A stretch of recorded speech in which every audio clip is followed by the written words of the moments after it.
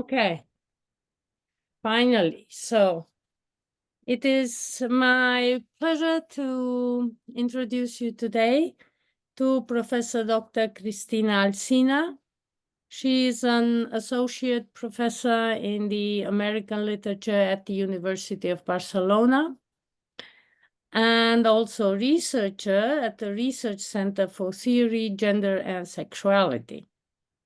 Her main area of research is American 20th century literature. She is a main researcher of a project together with Rodrigo Andres of a research progress titled Unhousing, Dwellings, Materiality, and the Self in American Literature. Funded by the Spanish Ministry of Science and Innovation. She has many publications, but her latest book is co-edited together with Rodrigo Andres, and it is a collection of American houses, literary spaces of resistance and desire. So there you have the book if you want to get it. She also is the coordinator of a master program on construction and representation of cultural identities at the University of Barcelona. She's been very gracious to accept our invitation and to lecture today on dismantling and recycling the domestic, the Unhousing of the Professor in the Professor's House by Willa Carter. You have the floor. Thank you so much, Viorica. Thank you so much. Before I start, I wanted to thank the Masters in Advanced English Studies, Language and Cultures in Contact for the invitation. It's not me who has been gracious, it's been you who have been gracious to think about me to join you today at this master's program. And so I have to thank the University of Salamanca, but also the University of Valladolid for having thought of me. And I'm really, really happy to be among friends. And so it's always a pleasure to be able to agree to participate in places where you know you're going to have friends in the audience. It makes a lot of a difference. I want to first of all start by apologizing because I've prepared a PowerPoint and I am very bad at PowerPoints, but I thought that it would be helpful for you to see certain of the quotations that I'm going to be using. So I'm going to share my screen. You're going to see the PowerPoint is it feels like a PowerPoint that was probably prepared like a decade ago, but it was prepared 5 minutes ago. So really sorry because I'm not good at this, right? But I think I hopefully it will be useful, right? So let me see if I can do this well. And there it is. I think that, can you see it? Yeah? Yeah. Right, great, thank you. Okay, so what I want to talk to you today is the result of my work in the two research projects, not only the one that I'm currently working on, but also the previous one. And so this first research project is the one out of which this book came that Viorica was telling you about, and it was called Troubling Houses, Dwellings, Materiality, and the Self in American Literature. You'll see that the second part of the title is exactly the same as in the following project, because what has changed is that we have gone from thinking about troubling houses to thinking about unhousing, right? And my idea today is to lead you through the process that has taken us from thinking about troubling houses to thinking about the concept of unhousing, because literally one project led to the other one. Now, in the first project, we aimed to provide a theory of the troubled relationship of the American self with domestic space, a relationship that constitutes a core concern of American literature. So what you have here is a quotation by Marilyn Chandler. I need to move the images. Okay, there we go. Which reads, "It is hardly possible to cast the mind's eye over the broad landscape of American literature without seeing a series of imposing houses rising in curious shapes along its horizons. Thoreau's cabin at Walden Pond, the dreary House of Usher, the House of the Seven Gables, Uncle Tom's Cabin, Edna Pontellier's Pigeon House, Gatsby's Mansion, the lonely and defiant house of Faulkner's Thomas Sutpen, Cheever's suburban Cape Cod, or more recently, the haunted wild in Morrison's Beloved. Our literature," Chandler writes, "reiterates with remarkable consistency the centrality of the house in American cultural life and imagination. In many of our major novels, stands at stage center, defines symbol structure, defines the relationships of the central characters to the world, raises of questions, starting with Thoreau's simple, what is it? We worked by to the praxis of literary analysis, the etymological of studies. Oops, I can't. Okay, let me do it here. Okay. All right, there we go. Domestic space studies. You have the Mezzei, which is a discipline, let's say, that from the spatial terms in the humanities. So I hypothesize that the recurrence of this troubled relationship between self and domestic space in the American literary imagination reveals a core crisis of discomfort. The Americans unreconciled with the notion of belonging. We wondered what the critical relationship between the American self and domestic space was, and what it revealed about the unique relationship between self and belonging in the American experience. Now, as Rodrigo Andres summarizes in the introduction to the volume that I was showing you before, the team addressed questions such as, and you have them there on screen so that you can follow them with more ease. What are the ideological balances of cohabitation in the domestic space in terms of family, lifestyles, gender, and sexuality? And how are those balances actually determined by the domestic space itself? Or why is the actual diversity in the composition of human households not reflected in the uniformity of domestic spaces? The uniformity I tried to capture with the picture that I've added to this slide, right? Is the fact that most people live in standardized, predictable spaces indicative of the fact that we lead standardized, predictable lives? Or is it the other way around? Does it mean that those standardized, predictable spaces only allow us to contemplate standardized, predictable lives?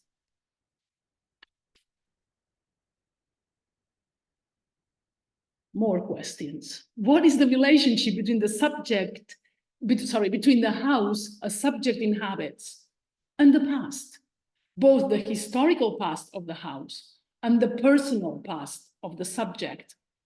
I think that this one is relevant if you've read Morrison's Beloved. I think that that one, for instance, becomes pretty clear. To what extent is the relationship between the inside of a house and its exterior, in the shape of the community, of nature, of the world, one of connectedness or one of mutual exclusion? And finally, is the domestic space an actor in a larger social system of production, reproduction, and transmission of conservative ideology? Or on the other hand, can it be a sign of potential resistance to it? Now, my work on Willa Cather was conducted with these questions in mind. Excuse me. I'm just moving the bars so that I can see your faces, not that people see you. So I had these questions in mind when I started working on Willa Cather's The Professor's House, and my reading was strongly informed by Sarah Ahmed's queer phenomenology and the fields of material studies and thing theory. Thing as in thing object theory, right? I analyzed the meanings of artifacts and material objects in the professor's house as catalysts of change, to see how they blur and redefine the limits of the domestic space and the family structure it holds within it. These objects make the walls of the home porous and open to an outdoors, which is only perceived, as free from constraint. In turn, this porousness enables the professor's reorientation away from the familial and towards untrodden paths, what Ahmed calls desire lines, and which I will define for you in what follows. This novel, as you may know, gravitates around the events that unfold in connection to a family. The professors moving from their old house to a new one they have had built. The fact that my analysis of the novel led me to a consideration of the porousness of the walls of the home and to an evaluation of the professor's rejection of both the old and the new house, as we shall see in what I'm presenting to you today, already pointed to the central concept of our second research project, which is this one, Unhousing, Dwellings, Materiality, and the Self in American Literature. This project analyzes how American literature, you have that on the screen there. This project analyzes how American literature proposes that in those cases where the ideal of a socially sanctioned domestic space proves traumatic, hurtful, or antagonistic to the satisfactory constitution of free subjectivities, it is better to opt for a process of what Paula Gay referred to as unhousing. That is, a movement to the margins of the relatively stable structures of society and the deconstructing of a unitary grounded subjectivity. You have the reference there of the article where Gay uses the term unhousing for the first time in her analysis of Robinson's Housekeeping, which is a novel which ends, and I'm sorry, I don't think that it's a spoiler, right?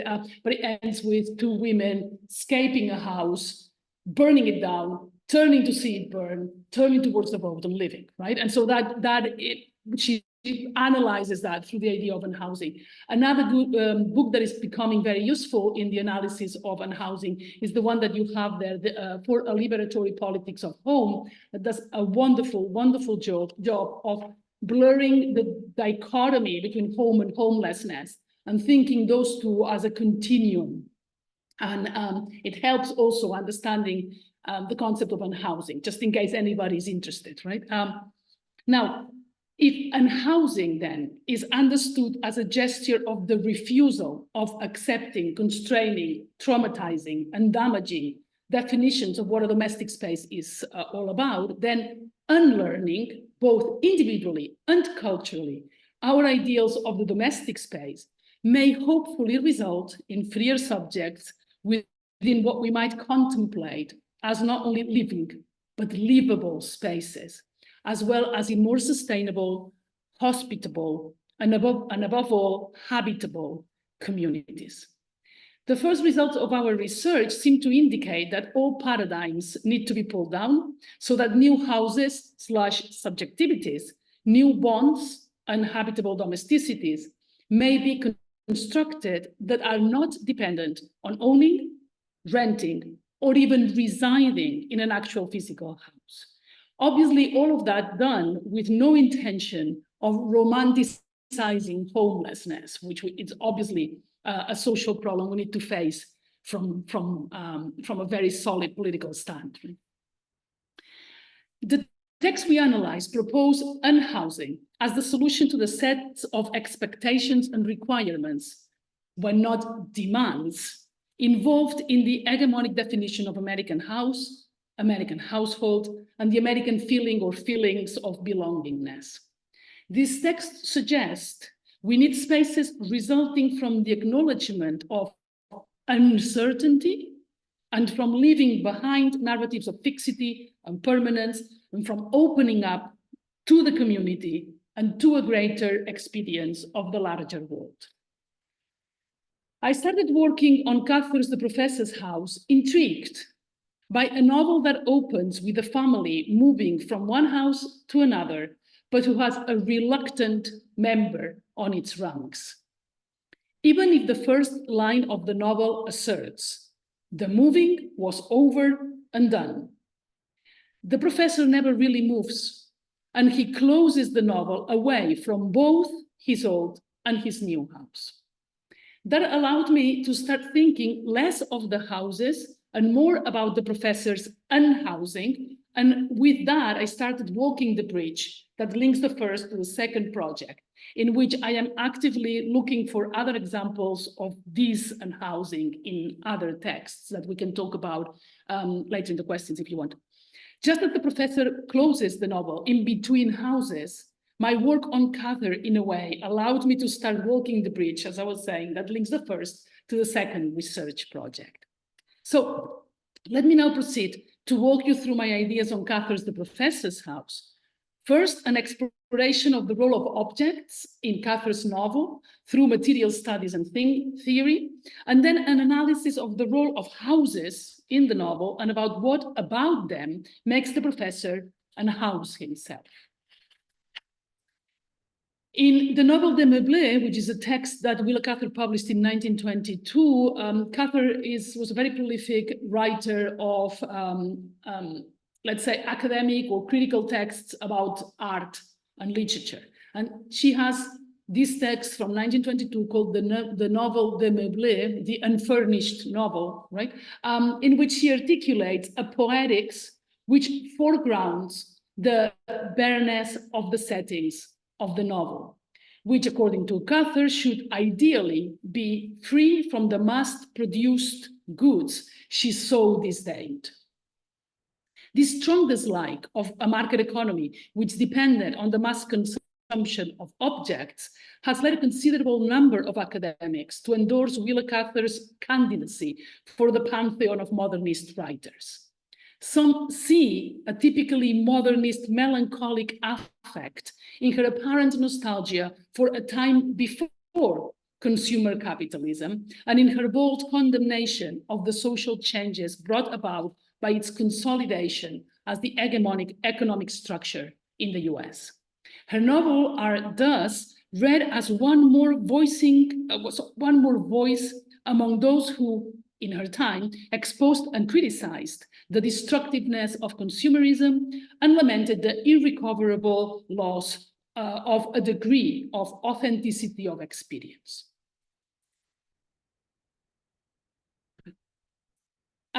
Seth Moglen opens his 2007 Morning Modernity, Literary Modernism and the Injuries of American Capitalism with American modernism is famously a literature of loss.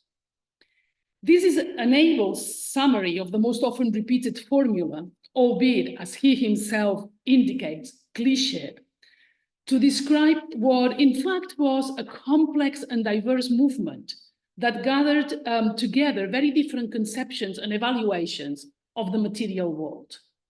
Still, undoubtedly, there was something both personal and generational about that sense of loss. And so that's the following quotation.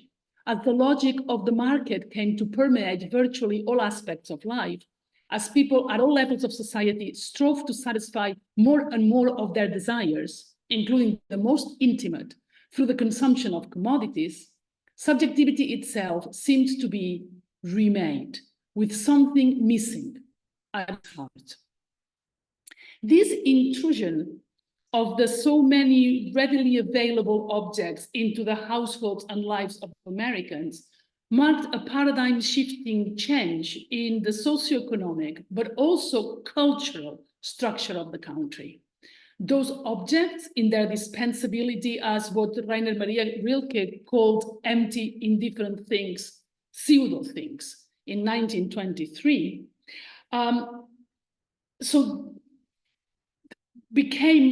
those objects I was saying also became markers of the growing alienation of individuals. Said alienation, according to Moglen, is reflected in modernist American literature in its insistence on recording, as you have there, a crisis in the capacity for social solidarity at the public level, and for emotional and sexual intimacy at the private. In short, middle-class white modernists, in the way they described economic transactions and consumer goods, represented bourgeois ambition as a symptom of the destruction of old community values and interpersonal intimacy. Modernist artists lamented this change, but they dealt with it from a feeling of helplessness and acquiescence. It was a loss that could only be read nostalgically and never as a spark to ignite a rebellion against unwanted changes. In view of this widely accepted definition of modernism, it is no wonder that for many critics, it became inexcusable to think of novels such as Cather's A Lost Lady, 1923, and The Professor's House, 1925, as paradigmatic examples. That's Cather, and that's two different editions of The Professor's House.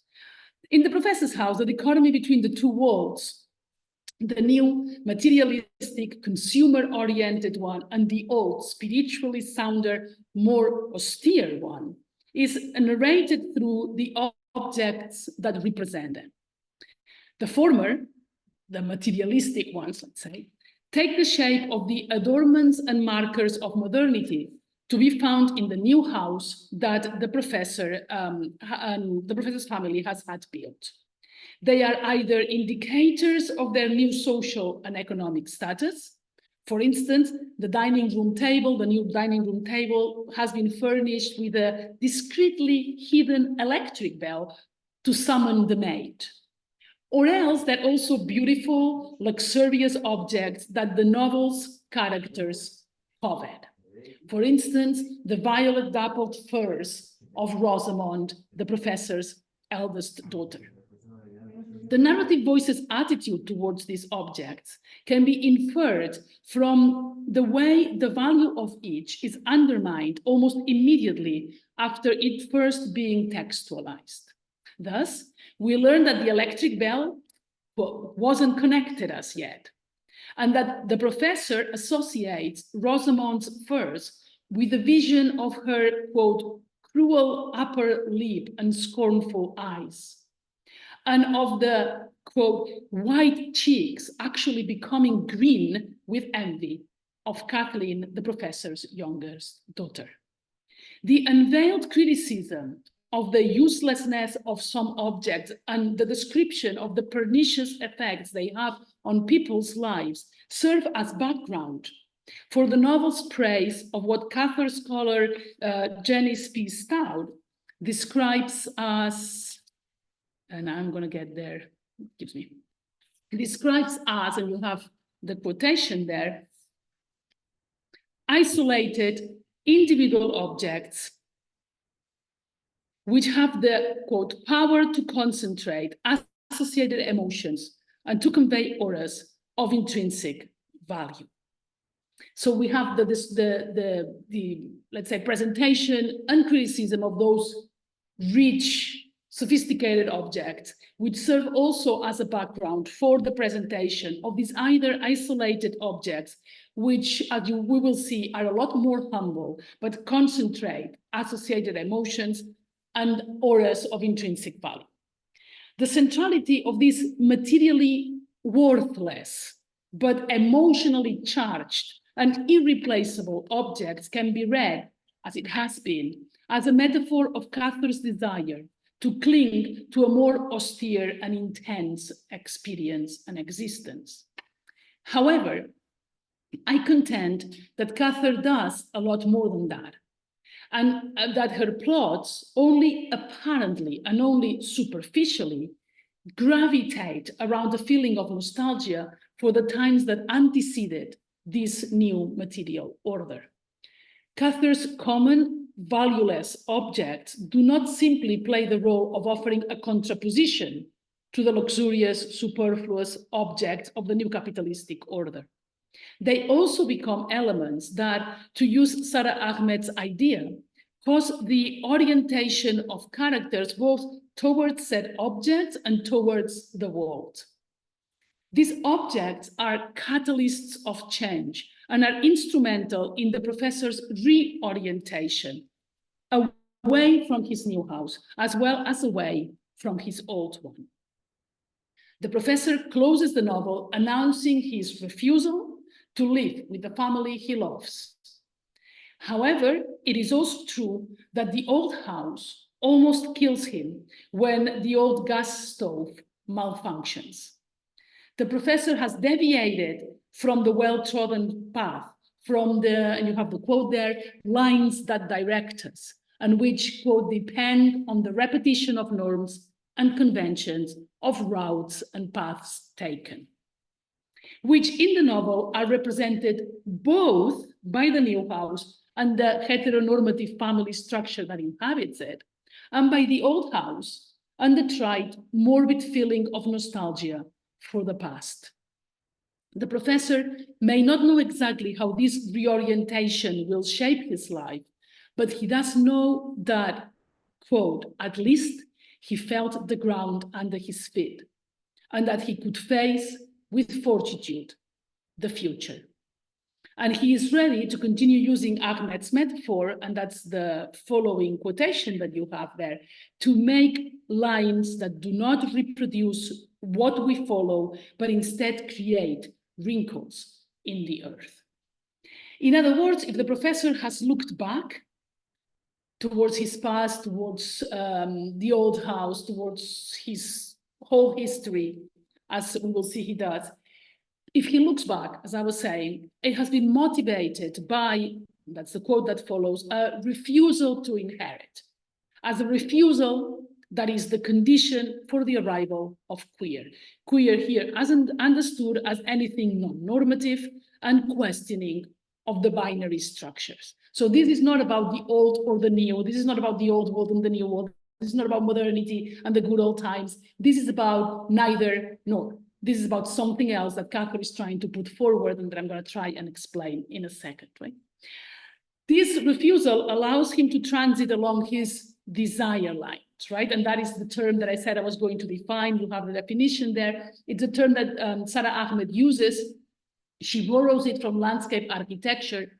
And the desire line is used to describe unofficial paths, those marks left on the ground that show everyday comings and goings, where people deviate from the paths they are supposed to follow.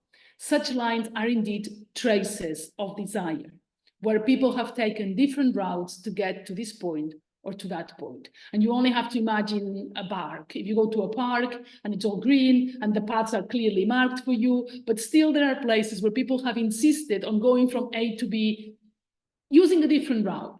And that path has been marked by the recurrent stepping of people's desire to move away from the given path that is there for us, right? Now, only by factoring this complexity, both in the use of objects and of the houses that hold them in the professor's house, can we appreciate the full potential of the transformative impulse at the heart of Cather's fiction, which in no way shows signs of the political resignation, I'm quoting Moglen, that Moglen seems to see lurking behind the, quote, formal complexity and aesthetic sophistication of modernist texts. So let's say that Cather, if a modernist is a modernist with a difference. So having presented this, what I'm going to do now is give you examples of the use of objects and the use of houses in the professor's house that allow me to sort of continue working on my reading of Cather's text. Now, most Cather's scholars stress the centrality for her work of the so often quoted line, and it's a line from the novel De Meublé that I've talked to you about before. And there's a very often quoted line in it that talks about, quote, the presence in the novel of the thing not named. And that thing not named, according to Cather, is that which, quote, gives high quality to the novel. However, in her novels, Cather does not, in fact, favor completely empty spaces, but rather those in which there is nothing superfluous, in where the objects present are ripe with meaning, albeit one which is often not obvious at first and is even sometimes left undisclosed. As Stephen Tennant argued in 1949,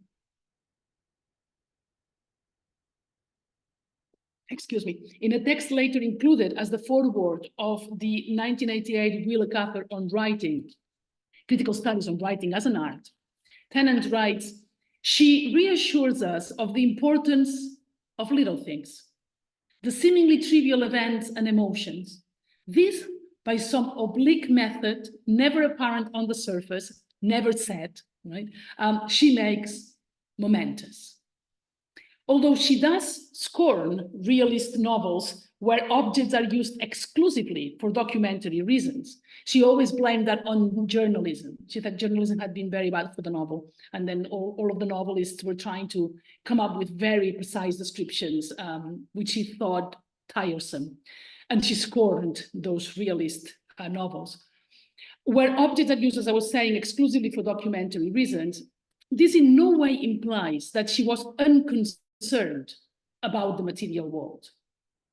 Not surprisingly, one of the most recent and fruitful re-evaluations of her novels has come from the field of material studies and think theory, which have reconnected her work with, and I'm quoting Stout here, the physical objects that she proclaimed a desire to throw out of the window.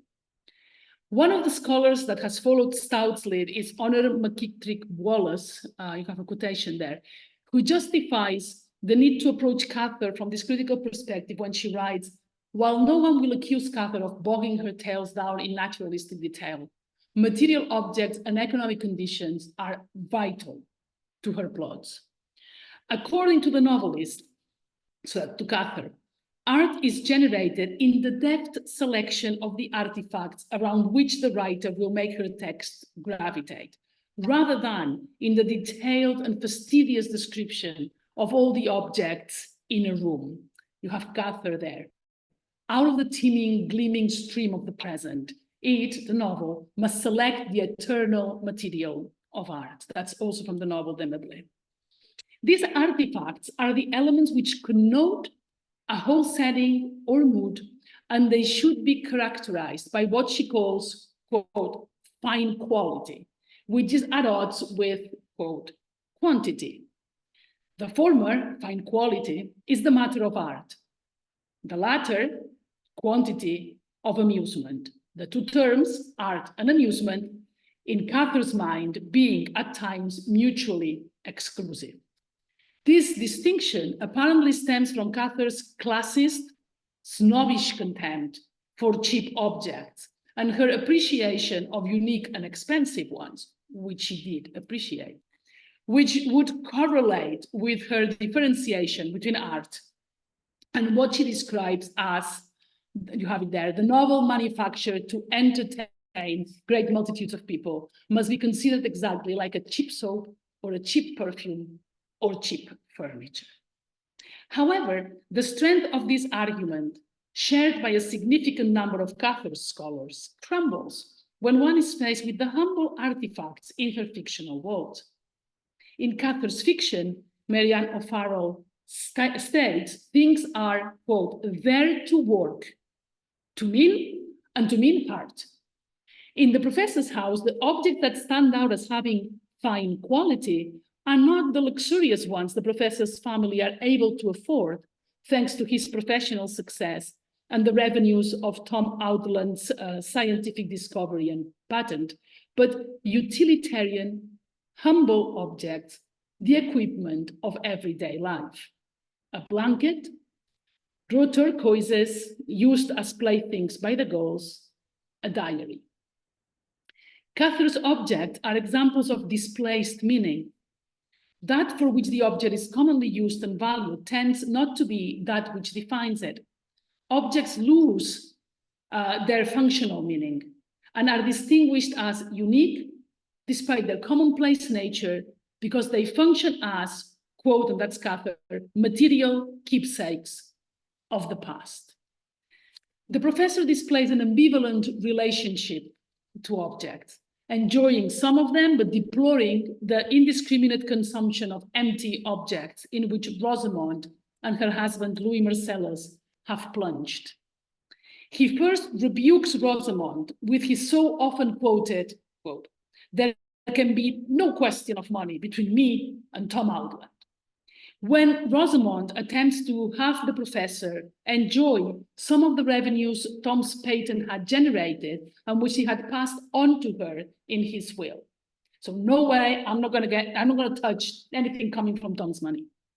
Shortly after, he self-complacently accepts, while in a, quote, genial mood, the comfort of the, quote, luxurious hotel in Chicago that Louis Marcellus pays with exactly that same money.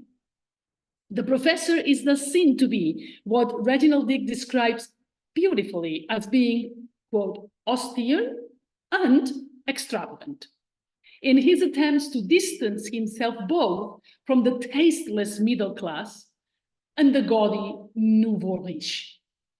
The professor affects a certain aloofness based on his confidence in his own superior sense of taste that makes it possible for him to appreciate, you have the quote there, privileged objects, enduring things of beauty and meaning, most often connoting culture in a rather vague way.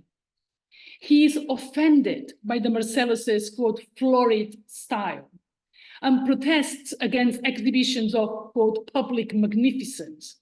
But as Kathleen's husband, Scott Shutley, points out in a conversation with Louis Marcellus, quote, "You, Louis, and the professor like wine and fancy stuff." And as the narrative voice reminds us, quote, "The professor hated ugly linen." The professor is then, and you have it there, what Dick calls a strategic materialist, as, quote, "he practices his upper class taste in ways that make it seem unmotivated by materialist desire or social positioning." The professor's ambivalent appreciation of objects makes the evaluation of their role in the novel more complex. The seemingly obvious division, and the one that most critics have used, between materialistic characters, the Marcelluses and Lillian St. Peter, and spiritual ones, the professor, Tom Outland, and Augusta the seamstress, ceases to seem a fruitful hermeneutic tool. Some of the most memorable objects from the professor's house are presented to us as things left behind by people who are already dead. Tom's turquoises, blanket, and diary, and the archaeological remains Tom finds in the Mesa. The meaning of these objects is stubbornly polysemic. They are a residue, a presence that both signals an absence and fills the void left. They trigger an act of the imagination, and therefore an act of mediation, interpretation of the absent person or event, which has transformative power over the present. What distinguishes the different characters, I contend, is their attitude to this semantic fluidity. Straight characters will attempt to interpret and fix their meaning with the help of the repeated use of the norms and conventions available to them because of the, quote, lines that they have already taken, end of quote. Cather's queer characters, on the contrary, fail, either intentionally or by accident, to, quote, interpret these same objects, and that generates a queer slant that is never redressed or reorganized. For them, the semantic vagueness that constitutes the essence of those objects is precisely what, quote, allows the oblique to open another angle on the world. Let's take as an example the raw turquoises which Tom had given Rosamond and Kathleen as playthings on first meeting them. Lillian, the professor's wife, first remark about them is that, quote, "they are worth a lot of money."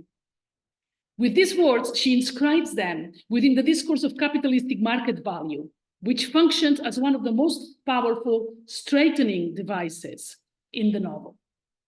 Through Lillian's translation, Cather documents the emerging connection between progress and sexuality that characterized the second consumer revolution of the beginning of the 20th century, which was gendered feminine. The ever more influential advertisement industry asked women, for the sake of the lucrative development of capitalism, quote, to remove restraints upon their desire and to give in to impulse, play, and dreams, basically to give in to shopping. On the other hand, the professor, who will not have his friendship with Tom, quote, translated, and that's the word Cather uses, into the vulgar tongue, sees in the turquoises a thing held in Tom's hand, an object towards which he orients himself, producing an effect of non-alignment with the structure of consumerism and accumulation of wealth that is at work in the family. The professor stops looking at the stones, the thing offered, to look at the hand, the act of offering, thus creating a queer effect, a sideways moment. What a hand, the professor thinks, in one of the most open expressions of homoerotic desire in the novel. The professor finds pleasure in the sheer, simple act of the offering of those stones. The gemstones are, therefore, an end in themselves, impossible to translate into something else, and hence open to immediate of forever deferred interpretations. Similarly, Tom's blanket is read by Louis Marcellus as, quote, a very proper dressing gown for himself.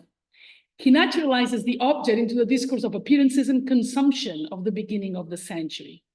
For Kathleen, on the contrary, it was Tom's skin, which significantly the professor rubs around himself so as not to get chilly when he lays down. The professor says, nothing could part me from that blanket. Tom's skin blanket literally becomes the professor's place of refuge and warmth, his sanctuary, in short, his home. In summary, three of the humble objects left behind by Tom, his diary, which I haven't tackled because of time constraints, the turquoises, and the blanket, are used narratively to show the gradual realignment of the professor. While all of the other members of the family are perfectly aligned with the normative, hegemonic, mainstream structures, the professor feels increasingly unmoored, to the point that when the novel closes, he does not, quote, on being quite honest with himself, feel any obligations towards his family. The memory of Tom, embodied in the relics he leaves behind, which signify his haunting absence, has been the catalyst that has made the professor deviate from the trodden path and reorient himself to his pre-social self. The professor, through his reverie of Tom, transcends him and moves on to identify with his primitive boy, who was only interested in earth and woods and water. The boy before the secondary social man, whose life, quote, had been accidental and ordered from the outside. You have the quote there.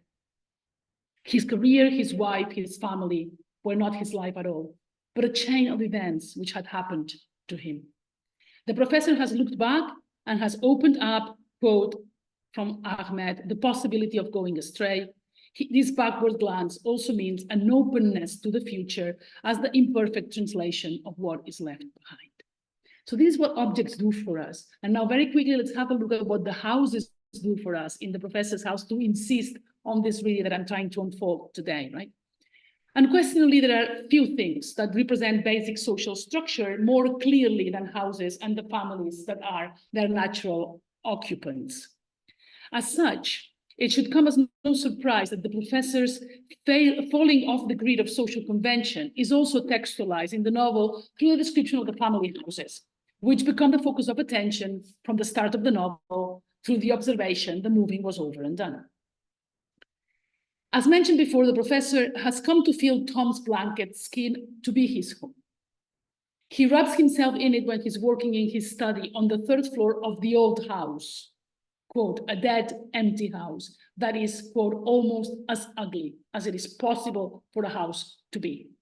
This old house contrasts sharply with the professor's new house, which offers him the comforts of, quote, having his own bath, quote, and room for all his clothes. The home that Tom's blanket had provided for the professor, in its simple warmth, is contraposed to the married couple's expected lack of intimacy in the new house. As in Lillian's words, quote, it's much more dignified.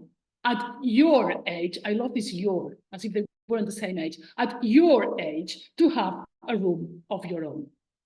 But as with the narratological treatment of the object, the novel does not present the reader with a simple choice between the old and the new house either.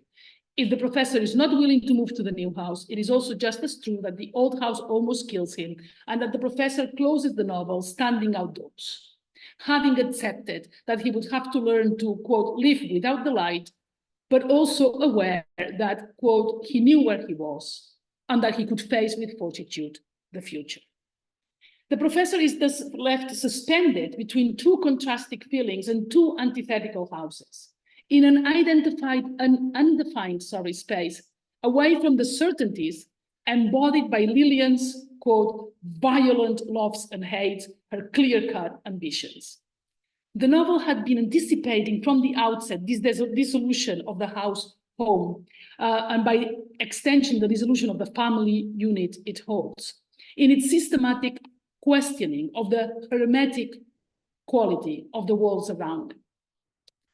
Cather uses two strategies. One of the strategies used to express this permeability is precisely the way the houses in the novel are filled with objects which bring the outdoors indoors, hence becoming, quote, metonymic representatives of nature. Have the quote there. The turquoises and the Native American vases that Tom brought to the professor's house on his first visit are, quote, the pure bare space of the blue mesa, distilled into a solid object that can be transported and held in the hand. What had been an integral element of a living environment has been plucked out of it, transformed into, quote, individual objects, displaced, decontextualized, and rearranged according to human desires, and then embedded in the professor's house. In a previous passage, the professor, on a bright October afternoon, stops in the street to admire the drawing room of the new house, full of autumn flowers. He focuses his attention not so much on the final pleasant aesthetic effect of the flowers, but on how they have been picked, taken into the house, and arranged to generate that effect. You have the quotation there. It struck him that the seasons sometimes gain by being brought into the house, just as they gain by being brought into painting and into poetry. The hand, fastidious and bold, which selected and placed, it was that which made the difference. In nature, there is no selection. In Cather, there is no true appreciation of nature if it has not been rendered artistic by human desire or framed by the doings of humans' endeavor. The permeable walls of the house allow in alien objects which transform the interior both literally and metaphorically. What makes the turquoises, the vases, and the flowers valuable is the desire that has directed the hand to them, removed them from nature, denaturalized them. Such embedded objects, as we have already established, generate gravitational forces around them, right? And align the characters either in positions that reinforce the straight line and define the traditional concepts of love and family, or in new oblique lines that reimagine the possibilities offered by those terms, love and marriage, when interpreted freely. In the examples of the vases and the flowers, interestingly, both Tom's and Lillian's hands are engaged in a similar kind of lofty, overbearing exercise. To satisfy their own desires, they pluck objects from nature, disengage them from their usual surroundings, and by bringing them indoors, condemn them to death. Literal in the case of the flowers, metaphorical through historical oblivion in the case of the turquoises and vases. However, the professor evaluates the hands engaged in these very same gestures in radically different ways. Beautiful and generous in Tom's case, and beautiful but cruel in Lillian's. Tom's hand is admired by the professor. Lillian's hands, on the contrary, despite their beauty, are likened to, quote, a heraldic device holding flaming arrows. The novel, in this way, texturizes the professor's love for Tom, or for the idea of Tom. Tom is the air that has blown through the professor's stifling domestic space, blurring past and present, and redefining the limits of the home and the family structure it holds, making them more porous. No, Dead Tom, that's the one. Dead Tom exerts his influence on the living as a figure between every member of the professor's family. Indeed, it is impossible to describe the tensions and difficulties of the family without seeing how Tom is at the core of all of them. Tom is probably the only thing they all have in common. And he articulates the way they relate to one another as a sort of grafted member of the family. This is not the story of a closeted homosexual relationship, which would leave the family structure intact, but the story of the effects of different other love in the family structures, grafting the exterior into the interior. Now, the porosity of the walls, very shortly, I'm almost about to be done, of the house is made ostensible in a reverse but complementary narratological decision to open the interior to the outdoors. Cather pierces the walls of the professor's study with a window, described as the, quote, one fine thing about this room. From that window, quote, he could see far away, just on the horizon, a long blue hazy smear, Lake Michigan, the inland sea of his childhood. Cather herself, in a letter to a friend sent on December the 12th, 1938, equates the effect of the window on the professor's workroom to that of the middle chapter, Tom Outland's story, on the whole of the novel. Now, the novel is divided in 3 chapters, in case you haven't read it. Chapter 1, Chapter 3 are the doings of the family. Chapter 2 is Tom Outland's story, the story of Tom Outland in the Mesa, finding archaeological remains of the Pueblo Indians. There's no transition from the first to the second, no transition from the second to the third. So it's actually an interruption, formal interruption of the novel. And Cather writes, I wanted to open the square window and let in the fresh air that blew off the mesa at the point when Cather thought the reader would be starting to feel rather stifled by a house rather overcrowded and stuffy with new things, American proprieties, clothes, furs, petty ambitions, quivering jealousies. Thus, if on the one hand, nature is only truly appreciated when human hands have transformed it and incorporated it into the interior space of the house, it is also true that an existence surrounded only by the kind of objects emerging from such transformations and translations is suffocating.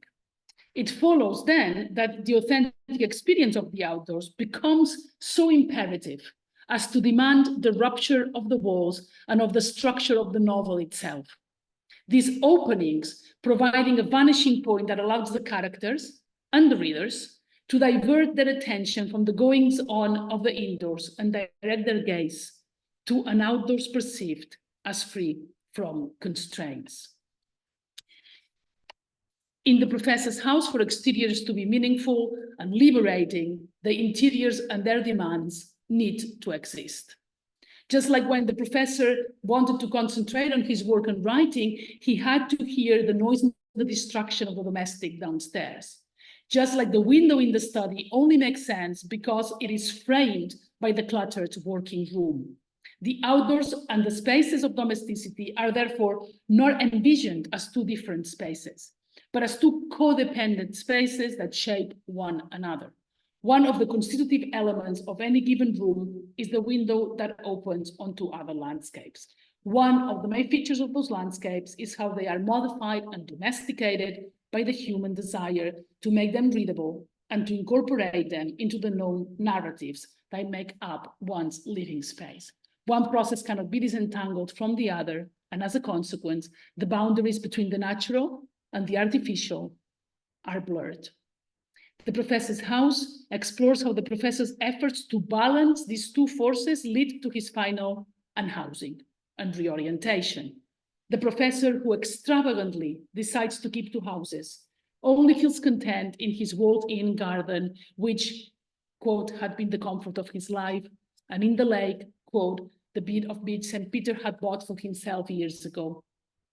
Both garden and beach are tamed outdoor extensions of the professor's domestic space, examples of an artificial experience of the wild that synthesizes the indoors and the outdoors.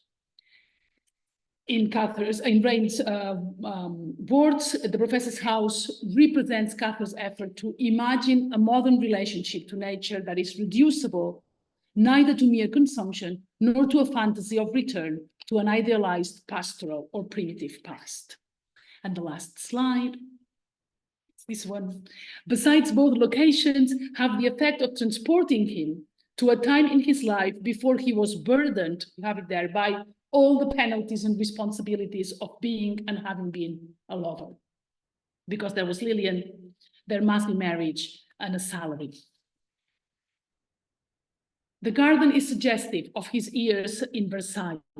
Quote, the professor had succeeded in making a French garden in Hamilton, a grassless garden of glistening gravel and glistening shrubs and bright flowers where he grows dahlias that bring back the memory of the pink dahlias that he bought one All Souls Day he had spent alone in Paris, the extraordinary beauty of which he had never again found.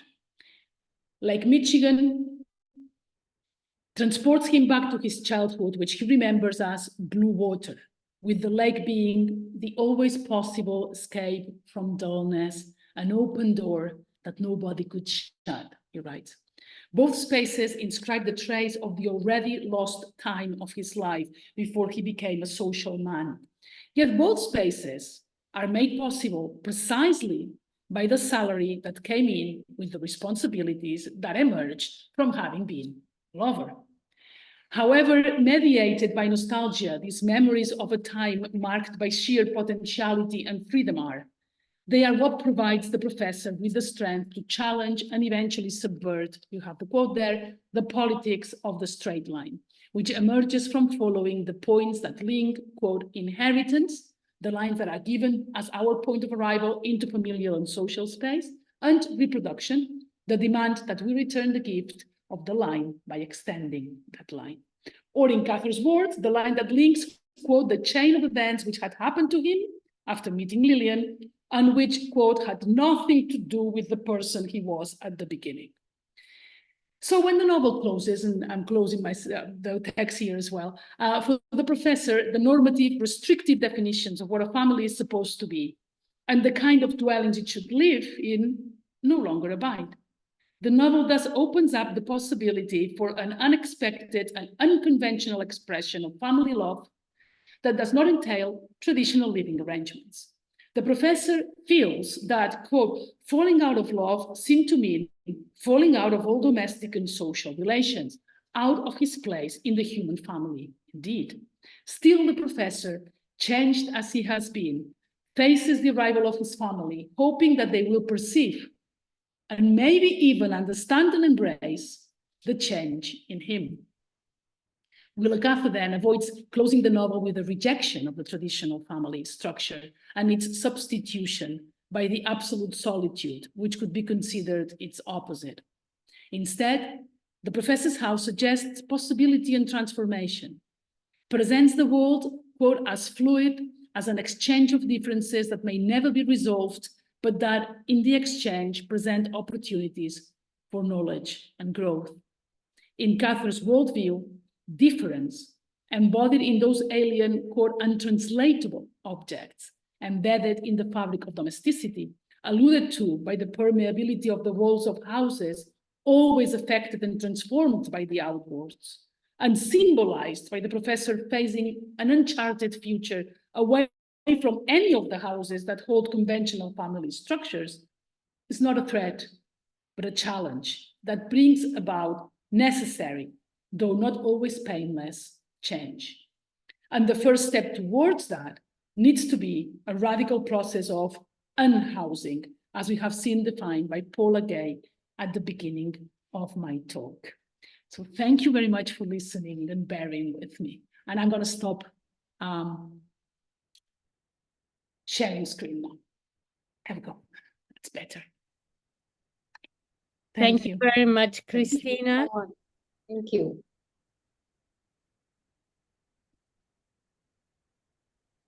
I'll be happy to, I think that Viorica's sort of frozen there, but I'll be happy to answer any questions, any comments, anything you wanted me to expand on, or anything you need, really. Thank you. Well, I would like to congratulate you, to thank you again for opening up a new reading into Willa Cather's novels. And to thank you for your very lively and passionate lecture. So if there are questions, please formulate them now. Right. Can I raise my Anna. hand the old way? Please. Thanks so much, Cristina, for this wonderful talk about Willa Cather, and for situating her at the crux of so many exciting critical theories. So I was thinking about all these domestic spaces, and kind of thought about the paradox of our research and how we approach it. Because I love the concept of unhousing and all the, all the satellite concepts attached to it, and, the desired line as opposed to the straight line, et cetera, that, so beautifully put together. And I was comparing this process with my own research. And because, the people I write about want to be housed and want to be homed. So this discrepancy, or this dissonance between our respective characters. And I understand perfectly the need to unhouse. But, in order to feel that need, you need to be housed before. So, and so that's the frame. But, for the characters I usually work with or work on, they're not there yet. So they wouldn't dream, or, the dream of being unhoused would be kind of a later development. So I was thinking of that discrepancy between our two kind of spaces of research, if you care to comment on it. Absolutely, Anna. And I think it has to, absolutely. And it's one of the things that is actually, keeping us busy in the research project as well. And we do have a couple of people who are working precisely on homelessness and squatting, precisely because we feel that we run the risk of romanticizing homelessness. And that is definitely not what we want to do. Now, when we think about unhousing, we think more of it. Now, we look for examples in literature in which these processes of unhousing happen. And obviously, in the case of the professor, as you say, it's obvious, right? The professor has two houses and ends up deciding that he doesn't want to live in any of those, precisely because of what they mean, because of what they impose, what they force on him. But that is something that he can do because he has two houses.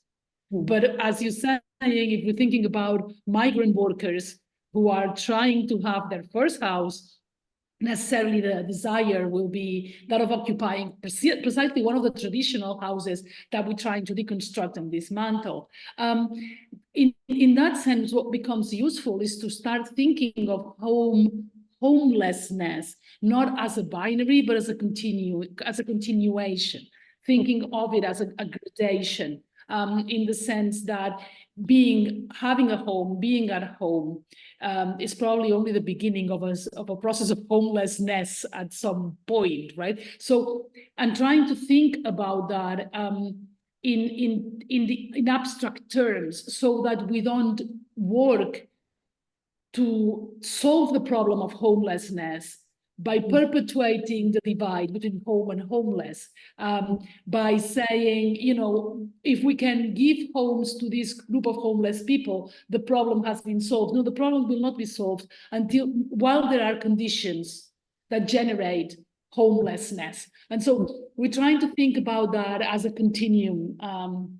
And so the one book that I had there in one of the slides, The Liberatory Politics of Home, makes a very good point in the introduction of presenting that not as a binary, Right, but as a continuing process. And we're trying to get it because you're absolutely right.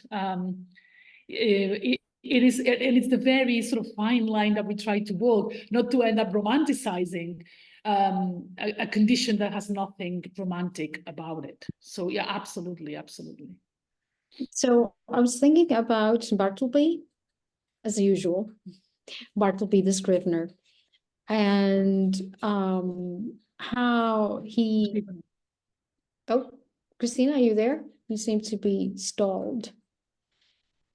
Christina, can you hear me? Can anybody Yeah, hear? I'm here. Yeah. Okay. I lost the image, yeah. Okay, so I was thinking of Bartleby and his You development throughout this book. Wait. Are And we there? yes, we're all here. Well, or I'm here. So should I continue? Yeah. So I was thinking of Bartleby and how he kind of becomes unhoused. I've heard. And he becomes unhoused right when he decides to occupy the premises of a law. So, his radical position, his radical stance, psychological stance are kind of contrasts. I mean, that's a process of unhousing that materializes as kind of, squattering rather than being homed. Squattering, but the occupation of a place. But that's another modulation. I've heard. Yeah. I have a problem with the sound right now.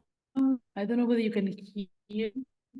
Yeah, on and off, Cristina. Can anybody can signal if you can hear? Can you hear me?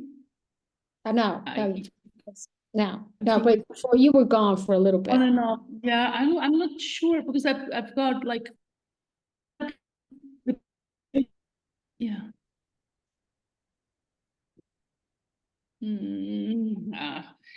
Listen. Never mind. Maybe we should try and access the session again. Okay. Let me.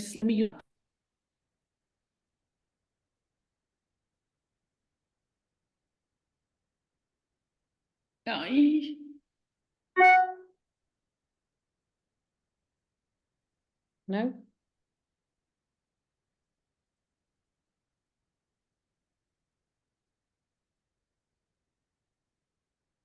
Is that okay? Oh God.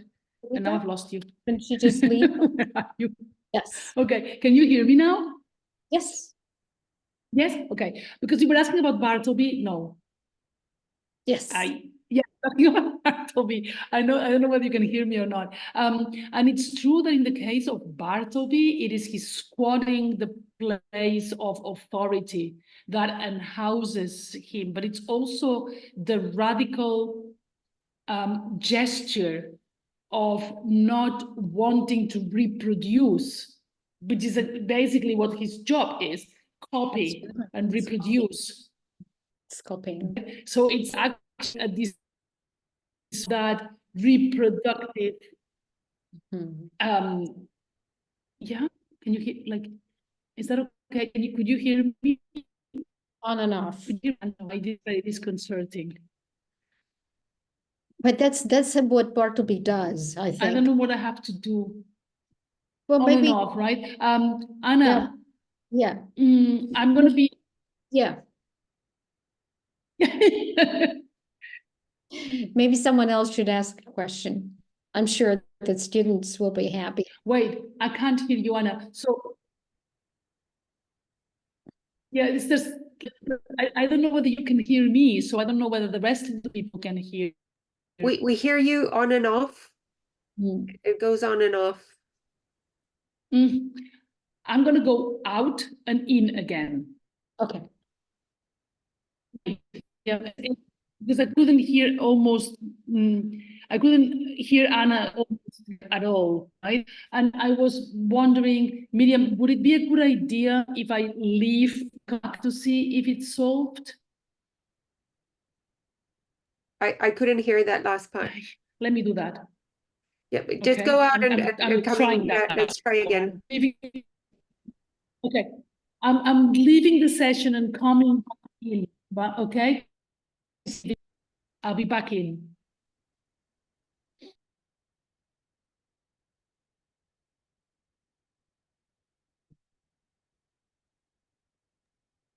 Viorica, should we stop the recording maybe?